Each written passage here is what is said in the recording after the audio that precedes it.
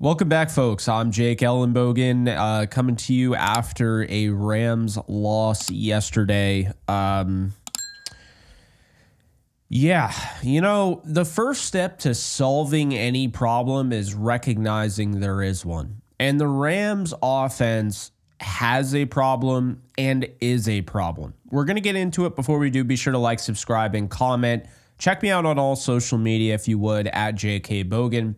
And just want to let you guys know that today's sponsor is Prize Picks, and you can get $50 instantly when you sign up, play Prize Picks today, throw a $5 lineup on, and you don't even have to win that $5 lineup. You just have to play a $5 lineup.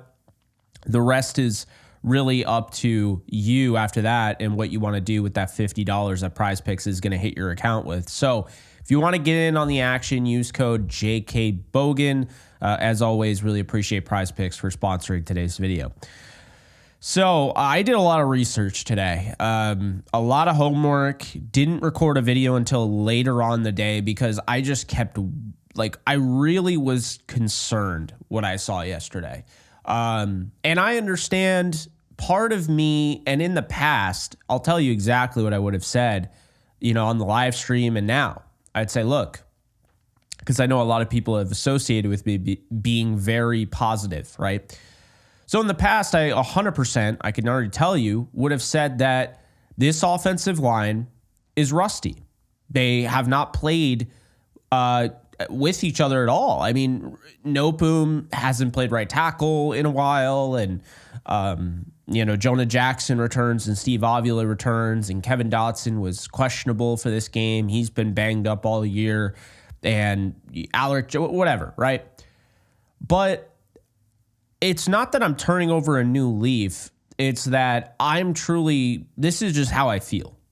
Because normally I feel differently about these type of situations, but when you put yourself in a 4-4 hole early in the season, 1-4 initially, you can't be losing this game. We've already discussed that. If you haven't already checked it out, be sure to check out the live stream. It's over an hour. So over an hour where I just basically give you my thoughts on the game. I took call-ins. But we're going to talk about the offense because I genuinely feel like the defense is looking like it's going to be a force of nature the rest of the year. I really believe that. They may give up a big play here and there, but I think they gave up some big plays in this game because what the Rams did on the other side, on the offensive side. So I wanted to see if I was crazy. The Rams offense just feels so uninteresting. Like right now, they just don't. It's like a roll of the dice. It's like a magic conch shell, as I tweeted out. You pull you pull the string, and you'll either hear you're getting a good offense today, or you'll hear, yeah, you're getting a bad offense today. There's literally no in between. And I thought maybe I was being a little unfair saying that, and I know a lot of people did not like when I said that, but it's been something I've been feeling for a while. You have Matthew Stafford, okay? You have Cooper Kupp and Puka Nacua and Jordan Whittington and Demarcus Robinson and Tutu Atwell and Kyron Williams and so forth, and you scored 15 points. You did not score a touchdown. And that led me to question, 2022 had a lot of injuries, to be fair, but that was a disaster. 2023, to this point in the season in 2023, the Rams offense was atrocious.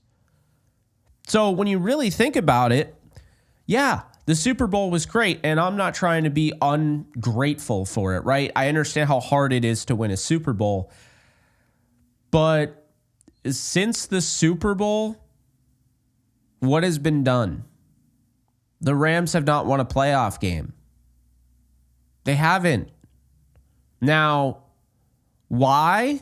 There's a few reasons, but the big thing that I'm going to really dissect here is the offense. And I'm not just going to say the offense. I'm going to say specifically the thing that's concerning is that in the Matthew Stafford era, they really have not been as great as you and I were probably thinking they would be. Aside from the Super Bowl season, and again, injuries, I get it, all that, we've seen Matthew Stafford start 50 games as an LA Ram, okay? 50. And I have the numbers here in those 50 starts. So let's just start off by saying this. Matthew Stafford has 1,197 points of offense, the Rams do, in Stafford's 50 starts. That sounds like a lot, but it's really not. It's only 23.94 points per game. That average isn't great. Now keep in mind, that average does not factor in any of the games that Matthew Stafford did not start in. No Baker Mayfield, no Carson Wentz, none of that. So that's below 24 points per game. That's relatively low. So why? I think it's more to it than just injuries. I think Matthew Stafford gave Sean McVay something he's never had. Matthew Stafford is way more talented than Jared Goff. He just is. And when Sean McVay got Stafford, I think he kind of just, instead of having Stafford work within his scheme and everything, I think he started to do things differently. A lot less play action. The balance of the run game was off. They wanted to be a very pass-first, pass-happy team. That's what we saw. That's what we saw against the Bears. We saw that instantaneously when Stafford, first game, he came out firing. Second play of his Rams career was a bomb to Van Jefferson in primetime against the Bears. This is what they told us. Actions speak louder than words. They told us essentially this is what the Rams are going to be with Matthew Stafford at the helm. Now, as you guys know, I'm a huge Matthew Stafford fan, and I would go as far as to say that this team doesn't have 4 wins without Stafford. I would say if you replaced him for, say, Jared Goff or some of the other quarterbacks in the NFC, let's just go down the list, right? You know, you could say Dak Prescott. You could say Kyler Murray. You could say Brock Purdy. I mean, no disrespect to any of those players, but what Stafford does in the fourth quarter and how he's shown he can come back from behind and win games, that's why they won 4 games. They would be a 2-win team right now without Stafford. 2 wins. Garoppolo, 2 wins. Maybe 1. Who knows? So I am not saying that those numbers fall on Stafford, 23.94 points per game. The Rams have scored at least 25 in 24 of Stafford's 50 starts with the Rams. 7 of his first 8 starts, the offense scored above 25 points. So his first 8 starts with the Rams in 2021, all of them except for 1, they scored more than 25 points. 6 of his 7 to end the 2023 season, they scored more than 25. This year, they've done it 3 times. The Rams, when they score 25 or more with Matthew Stafford starting, are 22-2. Okay? So, just letting you know, and I know it sounds like, of course, Jake, that's a lot of points. It's really not. Like, what is 25 points, right? What is 25? I mean, 25, and you know, you don't normally see 25 being scored, but 25 is essentially what? You'd get, I mean, let's just say 24. 24 would be a combination of 3 touchdowns and a field goal, or you would have 2 touchdowns, a field goal makes it 17, and then you'd have, well, no, it would be 3 touchdowns and a field goal. Never mind. So, I mean, asking for 3 touchdowns again maybe seems a lot, but for the most part, like the average should be like 20 to 21 points, right?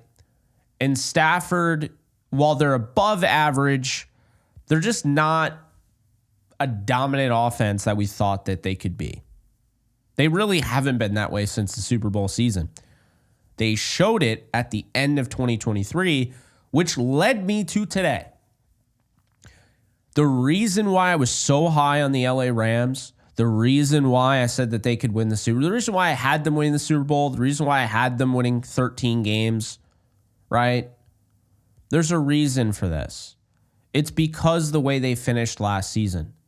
If you look, it's hard in this league to indicate where teams are going to go the year after. But typically speaking, the easiest indicator, and it's not easy, nothing's given, but the easiest indicator is how a team finishes their season. The Rams were red hot. Yeah, they lost to the Lions by 1 point. They were screwed in that game too, but they won 7 of their last 8. There was a lot to feel good about. They did not bring that into this season. Now, a lot of injuries happened, that's true, but still didn't bring it into this season. So the Rams, as I mentioned, they are 22-2 when they score at least 25 in a game with Stafford at the helm. Those 2 losses include 2023's overtime loss to the Ravens and the 2021 loss to the Packers, Odell Beckham Jr., I believe that was his first game, 36-28. When they score 20 points or less, do you know what the Rams' record is under Stafford? 5-18 in that same split. 5-18. Guess what? Last night falls under that split.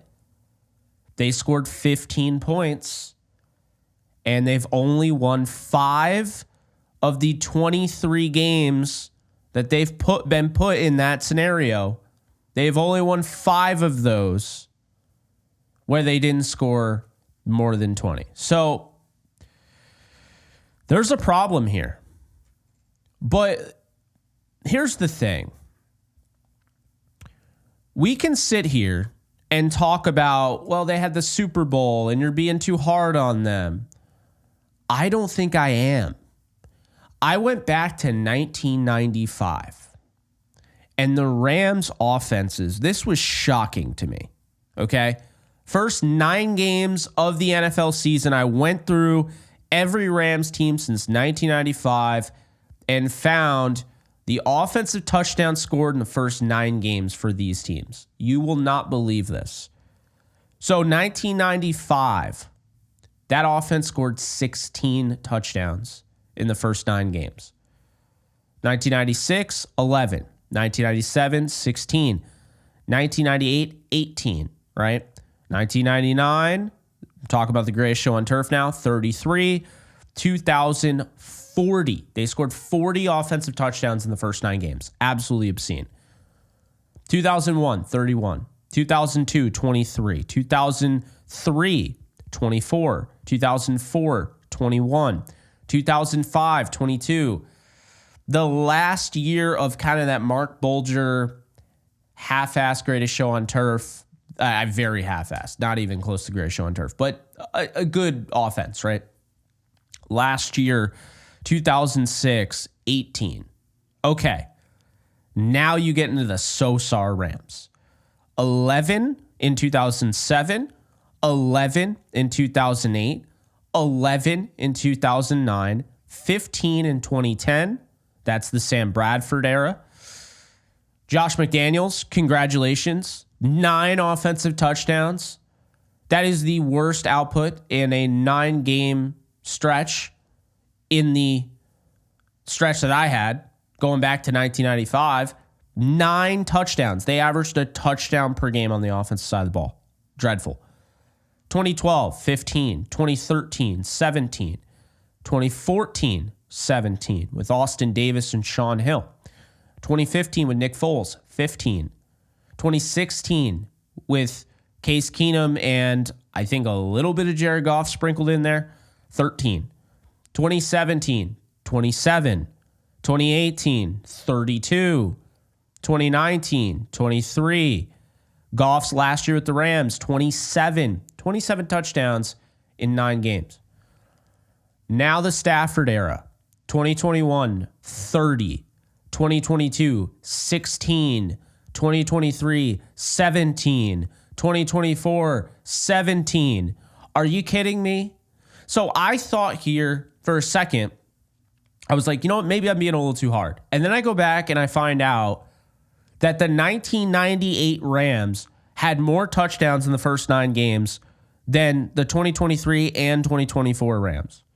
I find out that they have the 2024 team right now and last year's team to this point in time have the same amount of touchdowns that the 2013 team and the 2014 team had. And I'm like, they have a better quarterback. So what gives? Why is it that in the Goff era, you have 27, 32, 23, 27, and then the Stafford era is 30, 16, 17, 17. Well, to be fair, right after this 9-game stretch, as you know, they were 3-6. The Rams would go on a crazy offensive tear. Matthew Stafford looked like a potential dark horse MVP candidate, and the Rams would end up winning 7 of the last 8. That was last year. Okay? The Rams are actually in a better position, technically, based on their record, than last year right now. But 2022, 16, 1 away from what they have now? That season was dreadful. How is that possible? In 2020, Jared Goff is dinking and dunking, and they apparently did it to 27 offensive touchdowns in the first 9 games, averaging 3 offensive touchdowns per game in 2020. 2019, they don't make the playoffs. It's a really bummer year, a lot of injuries, Super Bowl hangover, still 23 touchdowns. So now going back to the original start of the video, I said the first step to solving any problem is recognizing there is one. The Rams' offense is indeed a problem. It is. And for a while, everything was sunshine and rainbows. You got Cooper Kupp and Matthew Stafford. You win the Super Bowl, all that. 2022, shit hit the fan. First game of the year. Banner night. Bills come into town. You lose 31-10 in embarrassing fashion to start the season. Right?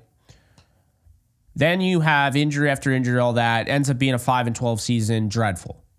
The next season, no Jalen Ramsey, no Bobby Wagner, no Leonard Floyd. Like all these, it's a new era, right? Kind of.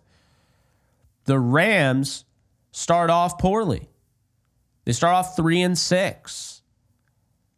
They're thinking, okay, you're going to need some crazy run. We're talking at one point, New York Times has them at a 4% chance of making the playoffs, maybe even lower than that. And they do. And now this year, it's kind of the same pattern. But the Rams had a 3-game win streak come off the bye last year.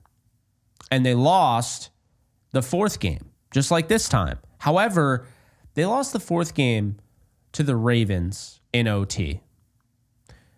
They lost this 4th game to the Dolphins, and it was not overtime.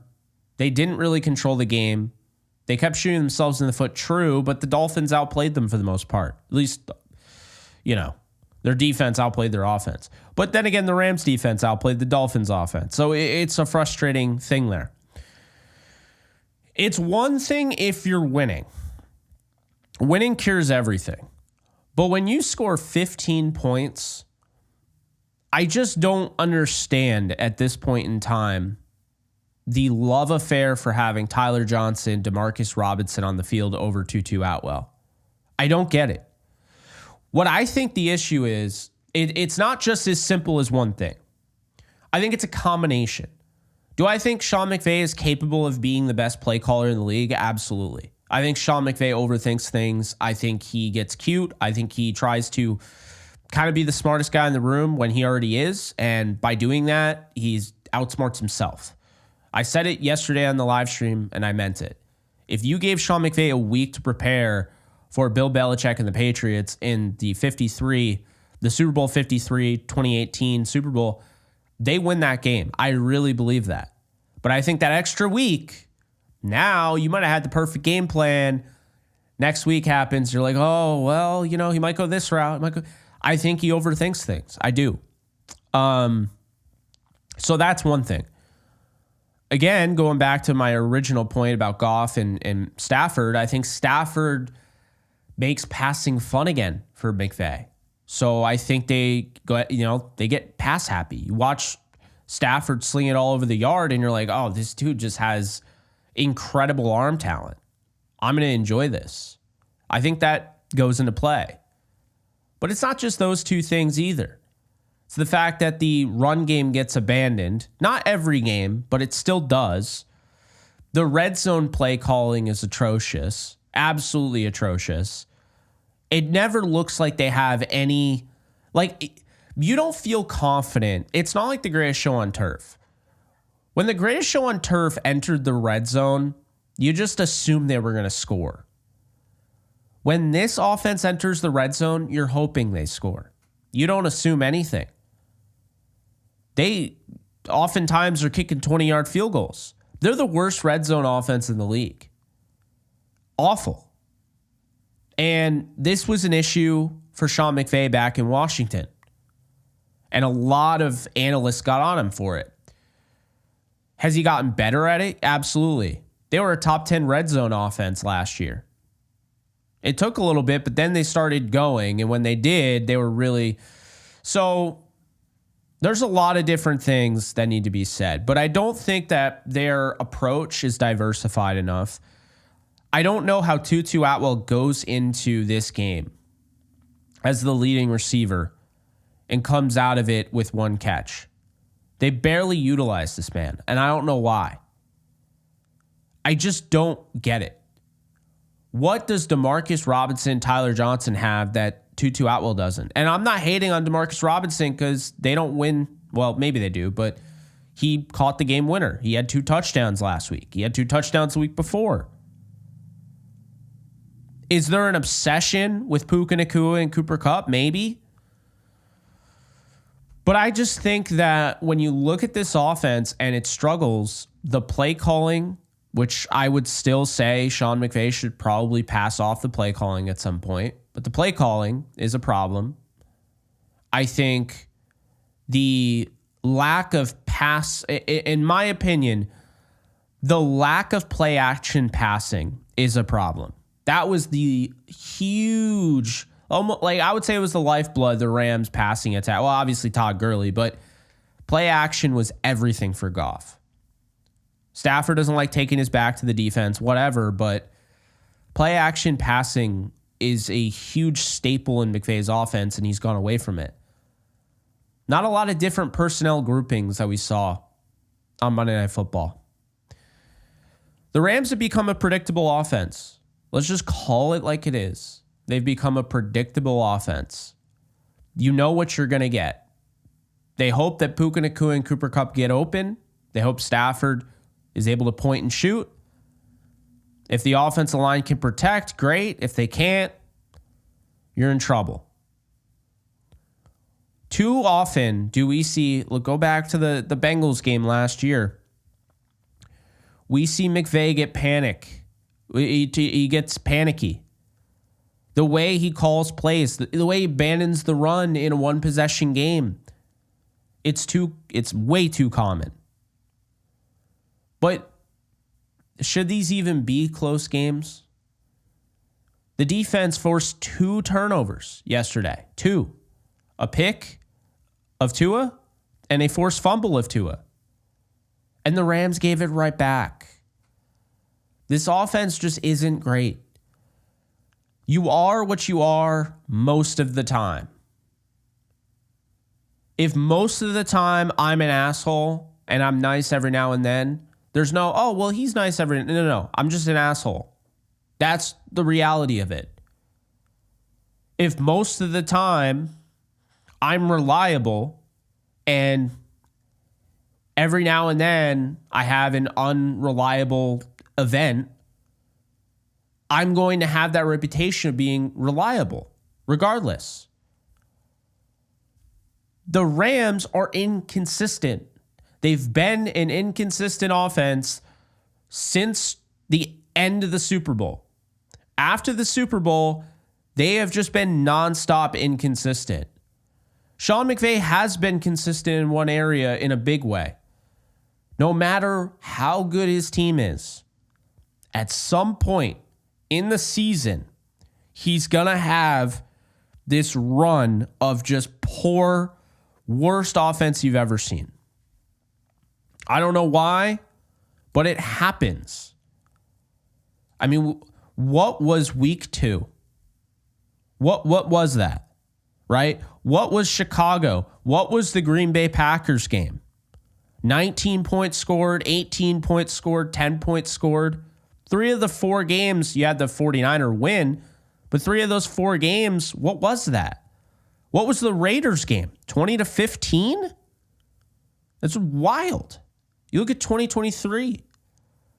What was that Bengals game?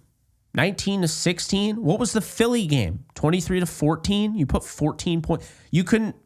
The Steelers, you lost to the Steelers. What was that? What was the Dallas game? Like, I don't even understand what happened there. But then they figure it out. They go on a run.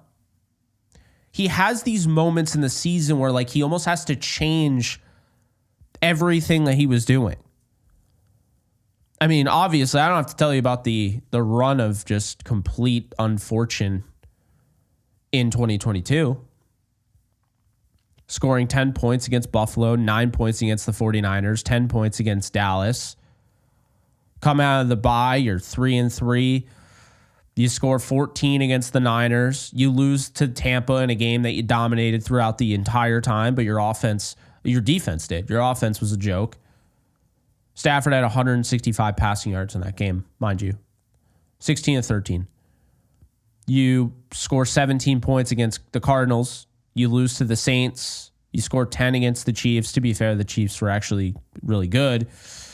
But it's just really uninspiring, right? If we're being honest. Then 2021. You want to talk about these moments where he just kind of, oh yeah, I have to change everything I was already doing because it's just not working. Go and look at the November to remember. No win November. The Rams are 7-1. They come out in November 7-4. They lose to the Tennessee Titans 28-16 at I mean, it was literally at SoFi Stadium. I have no idea where that game came from. Just another one of those, what the hell? Then San Francisco, they lose 31-10. What the hell? Then Green Bay, they lose 36-28. And after that, you know what happens? They start committing, instead of being that pass-happy team we saw the first half of the season, they commit to running the football. Because once again, McVay, you could say what you will, he does make adjustments, but it's just weird how it seems like every year he has these like snags where he has to completely change what he's doing. You have Matthew Stafford and you can't sling the rock all over the place. You have all these weapons and you can't sling the rock all over the place. I mean, I'll never forget that. The Jacksonville game, that's when they were like, we're committed to running the football with Sony Michel, 121 yards. They pound the rock. Then they win against Arizona, as we know. They win on a Tuesday, a rare Tuesday game against Seattle. Sony Michel has 92 rushing yards. The Vikings game, Sony Michel runs for 131. They went very heavy 12 personnel grouping, even 13 at times during that stretch. It got them ramped up for the playoffs because then now, okay, but what's funny is they couldn't run the football in the playoffs. So again, even when the Rams have been at their best, they've still been ungodly inconsistent. Now, again, they won the Super Bowl. No one really cares, right? Who cares about the inconsistency? They won the Super Bowl. But like 2020, this team starts out 2-0. They dominate Philly. They win a tough game against Dallas. They lose against Buffalo. They come back from 25 down, take the lead. They lose that in the final frame. And you're like, okay. Giants come to town. They beat them. They're 3-1. They go to Washington. Troy Reader and Aaron Donald both have 3 sacks. Just dominate. Goff had a rushing touchdown. Like, absolutely dominant, right? So they're 4-1. Then all of a sudden, right? 4-1, best defense in the league. They lose a close game to the 49ers, 24-16. They beat the Bears, 24-10. Then they lose this Miami game. I don't know what it is playing Miami. Week 8 in Miami, November 1st, they lose 28-17. So they're now 5-3 after starting 4-1. They come off the bye. They beat Seattle. They beat Tampa. You're feeling good, right? Okay. Beat Seattle. They beat Tampa. You beat Tom Brady the year they won the Super Bowl. Then you lose to the Niners again. You're 7-4. You beat the Cardinals. You blow out the you beat the Cardinals by 10. You blow out the Patriots on Thursday Night Football. Cam Akers runs for $171. You lose to the Jets. They hadn't won a game. You lose to the Seahawks 20-9. You go from 9-4 to then finishing 10-6 and needing John Wolford to win the game so you can make the playoffs. Like, this stuff has happened throughout McVay's tenure. They start off 3-0 in 2019. That's why I always laugh at, well, teams that start 3-0 make the playoffs X amount of, they didn't make the playoffs that year. They blew out the Saints, was at that game. When they won that game, you were like, this is how you respond from a Super Bowl loss. They beat the Browns in prime time. Browns were hyped at that point. You're 3-0. You lose the weirdest game I've ever seen at Tampa at home at the Coliseum. Now you're 3-1. Then, like I said, with these Sean McVay, like, what, skids, runs, I don't know what you want to call them, but like Seattle, you lose, missed field goal, 30-29, Thursday Night Football. San Francisco, you lose 20-7. Goff throws 78 yards in that game. How did you go from a 3-0 team looking like you're going to be a juggernaut to now 3-3 just like that? Well, they turned it around. They dominated Atlanta 37-10. I think right around that time is when they traded for Jalen Ramsey. I want to say it was right around that time. Then you beat Cincinnati overseas. Cooper Kupp goes for 220 yards receiving. Bye week comes. You're 5-3. You come out of the bye week and you lose to Pittsburgh 17-12. Ugly game. You beat Chicago in an ugly game, 17-7. So now you're 6-4. You go to the Coliseum. You're feeling good, but like 6-4 after starting 3-0, it could have been better. You go to the Coliseum for a hugely anticipated Monday Night Football game between the really good Ravens team and the Rams. And that really good Ravens team, Lamar Jackson, owns you 45-6. He does that in your backyard. He does that in your home. So now you're 6-5. You beat Arizona. You dominate them 34-7. You beat Seattle 28-12. You're feeling good. You're 8-5. Once again, Dallas, for whatever reason, you lose 44-21. You blow a 3-score lead over the 49ers on the road on Saturday Night Football, and you lose 34-31. And you're eliminated just like that from playoff contention. There was no 7-team format. You missed the playoffs.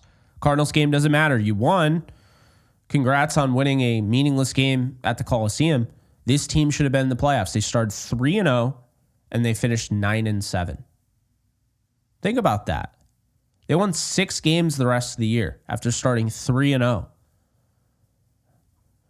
It's just a reminder. And I don't mean to hate on McVay because I love McVay. I do. But we got to stop acting like, there's not a problem here. This all goes back to the offense. I've been saying this. The offensive inconsistency, the play calling, all of that. Chicago game, 15-6. Are you kidding me? Like, I think Mitch Trubisky was playing that game with a separated shoulder. He wasn't even supposed to play. The Rams are 11-1. They lose the next 2 games. They lose to Chicago. They lose to Philly. Of course, they ended up going to the Super Bowl and everything. But this is what I'm talking about. They have these like moments in the McVay era. Like, they didn't have any losing streaks in 2017, but they had games like Washington game. How do you lose that game? What even was Washington that year? Like, you know what I mean? Like, they weren't even that great that year from what I remember. So you lose that game. You lose the Seattle game. You lose to Minnesota 24-7, right? The Eagles game, another, I don't know what it is. They cannot beat the Eagles. And then they get blown out by the 49ers. Now, of course, they set their starters. They were 11-4. Probably would have been 12-4 if they had to win that game. But that's how I feel. That's how I feel. I am just at this point where I'm so over this. Well, let's tiptoe around it. The Rams offense will play better next week. Guys, they should be way better than they currently are. This is why I picked them. I didn't just pick them to make you feel good. I picked them because the offense, that they were the hottest team at the end of last year. The offense was clicking on all cylinders. I mean, are you kidding me? Look at the way they played the end of the year. And now they're 4-5. And yes, the season's not over. I don't think it's over at all. I think there's still a really good chance they're going to make the playoffs. But it just goes back to my point. This offense is nowhere near as good as we thought it was going to be. And that is a problem. How does that happen? How? How do you have Matthew Stafford, Kyron Williams, Puka Nacua, Cooper Kupp, Tutu Atwell, Demarcus Robinson, Jordan Whittington? How do you have all these guys and the offensive line is not the best, but they're not like the worst. It's not like Stafford's going out there like Baker Mayfield, who doesn't have any of his options. The leading receiver in every Baker Mayfield game now is going to be a wide receiver or a running back. It's not one of those situations. I just don't get it, folks. I don't get it. I hope it gets figured out. I don't know if it's going to. I don't. I really don't know. I don't know why. It shouldn't be controversial to say it. If they didn't win the Super Bowl, we're having a completely different conversation right now. But regardless that they won the Super Bowl or not, the offense has been really underwhelming. If you take away the Super Bowl season, it's been underwhelming. Injuries aside, when they were healthy last night, it didn't look good. It did not look good. And this is not attacking one person or another. This is just saying collectively in the Matthew Stafford era, with stats included, actual facts to back up my point, it hasn't been great. Less than 24 points per game in the Matthew Stafford era as a starter.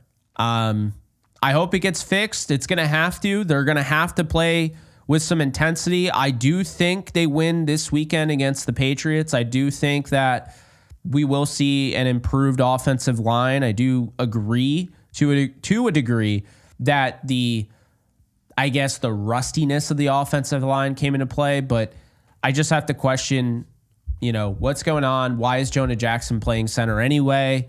Why is Joseph Nopum on the team? Why is he going to cost $10 million against the cap next year?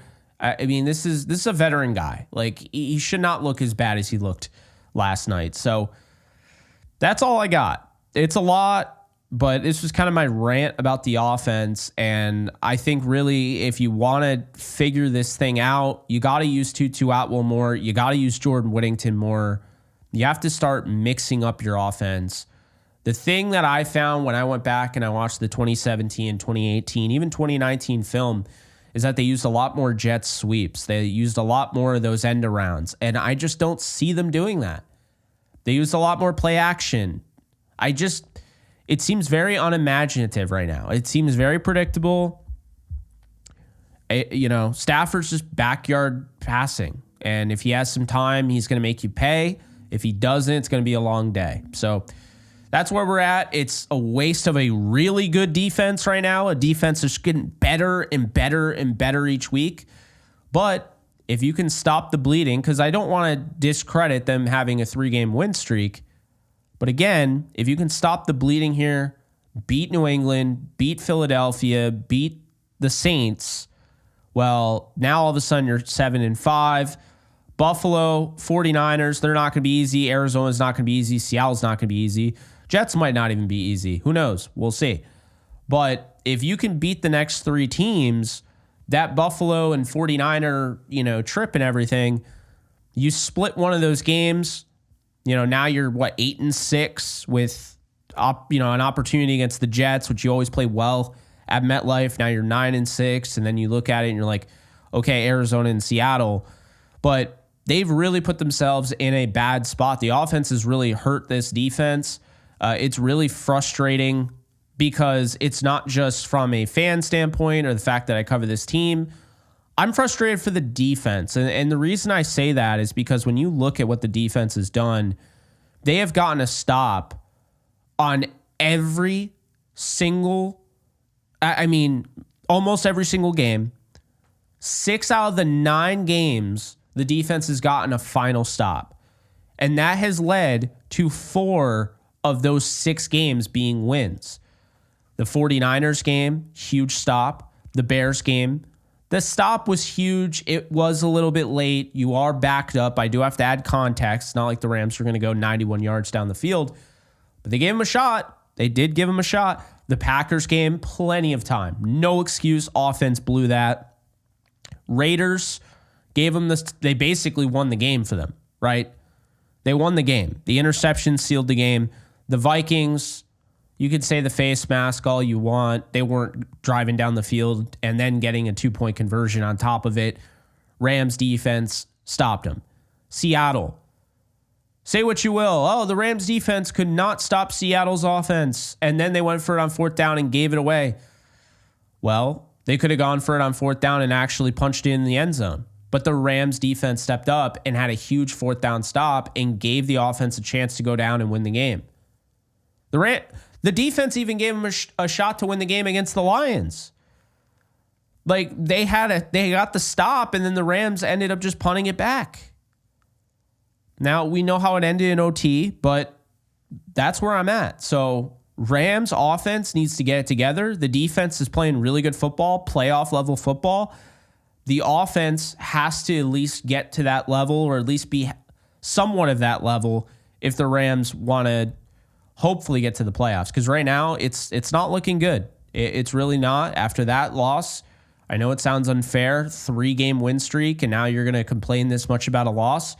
No, that was a loss that they weren't supposed to have. Just like the Bears won, people were okay with them losing to the Packers. It's sad. It's frustrating. People are okay with them losing to the Lions. Had the loss to the Niners, okay. The Cardinals game, you were dominated from the get-go, okay? Awful. You didn't show up. Sometimes that's just the NFL. And the Cardinals are looking like a good team. But that Dolphins team, like I told you guys that they would be a tough out, but that does not mean that the Rams, that was a good loss, because that was not a good loss. That was not at all a good loss, and neither was the Bears. And the Bears aren't any good, so that was a really bad loss. So that's where we're at right now. That's the state of the Rams. That's the state of the offense. The stats indicate that there's an issue. We can't just beat around the bush, and we have to call it like it is. The Rams defense has forced 3 touchdowns this year. They have scored 3 touchdowns. The Rams offense has scored 17 touchdowns, which is as much as some of the worst offenses in the last 30 years have done in the first 9 games. So just a reminder, love McVay. I think this team can turn it around. I think they're going to win this weekend. I think they can go on a run again, but it's not it's not going to be good if the offense can't turn it around like they did last year. But we'll see what ends up happening. Those are my thoughts. Hope you guys enjoyed. Special shout out, of course, to Prize Picks for sponsoring today's video. Use promo code JKBogan and get $50 instantly when you play a $5 lineup. And I will see you guys in the next one. Later, folks.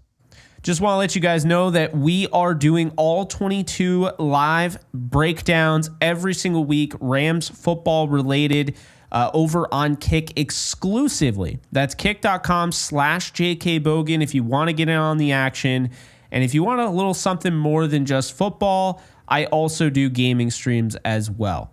So check that out. Link is in the description, and hope to see you there. Do you love talking about the Rams, the NFL, or just want to be a part of a community?